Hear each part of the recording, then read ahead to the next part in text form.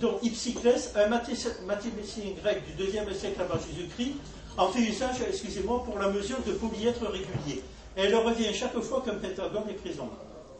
L'approche arithmétique est initialement bloquée par le préjugé pythagoricien qui voudrait que tout nombre soit rationnel. Alors, j'en ai parlé tout à l'heure, un nombre est rationnel, certes, il peut aller jusqu'à l'infini, mais une séquence de nombres revient tout le temps. Et les Grecs ne croyaient pas à ce qu'on appelle l'irrationalité. Ils appelaient ça les nombres incommensurables, ils n'y croyaient pas. Ils se trompaient, bien sûr. Par exemple, pour eux, tu vas trop vite. Un peu, je sais. Le monde est quantifique, donc il n'y a que des nombres rationnels. Oui, bon, mais par exemple. Je ne dis pas qu'ils sont trompés. Non, oui. C'est vous qui vous êtes trompés. Oui, attendez, Francis. Par exemple, pour eux, le nombre pi, il était impossible que le nombre de décimales aille jusqu'à l'infini. Évidemment, après, on a prouvé que c'était vrai.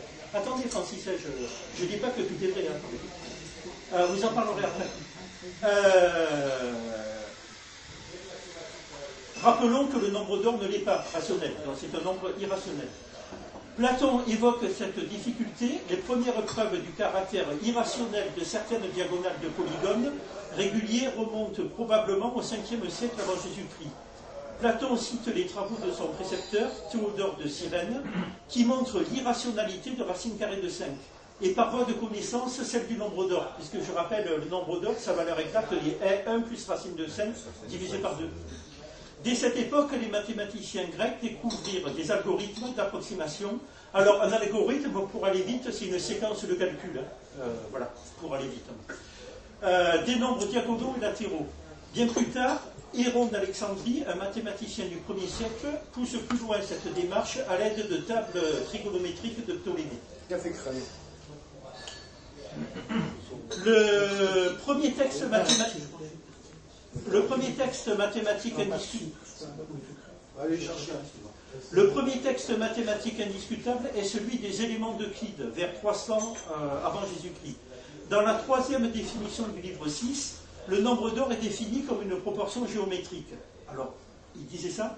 Une droite est dite coupée en extrême moyenne raison quand, comme elle est tout entière relativement au plus grand segment, ainsi elle est le plus grand relativement au plus petit. Donc c'est l'histoire de A plus B sur A égale A sur B. Sa relation avec le pentagone, l'icosaèdre, donc c'est c'est le volume en 3 dimensions qui a 20 surfaces identiques, et le dodécaèdre, donc c'est 12 surfaces identiques réguliers, est mis en évidence. Il est donc lié au problème géométrique déjà résolu par les pythagoriciens, mais selon l'historien des sciences Thomas Heath, je ne connais pas, s'appuyant sur Colpus, c'est probablement Platon qui avait fait ensuite un objet d'étude en soi. Il dit « L'idée que Platon initia l'étude du nombre d'or comme sujet intrinsèque n'est pas du tout contradictoire avec la supposition que le problème d'Euclide 2, où il parle du nombre d'or, a été résolu par les pythagoriciens. » Alors, je passe au Moyen-Âge. Les mathématiciens arabes apportent un regard nouveau sur ce nombre, plus tard qualifié d'or. Ce n'est pas tant ses propriétés géométriques qui représentent pour eux son intérêt, mais le fait qu'il soit solution d'équation du second degré.